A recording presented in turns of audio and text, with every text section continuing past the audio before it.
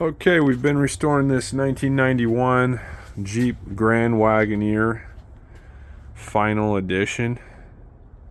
And something that goes bad on these Final Edition Wagoneers is your rear window wiper motor. Now, they don't make replacements for those.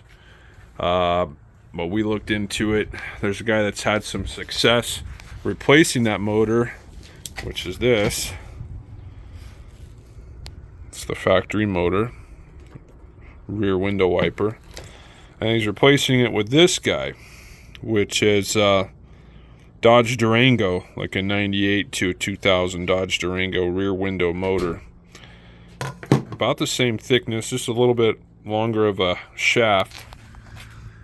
And we got that from Cardone. There it is. So now we're going to out with the old and with the new.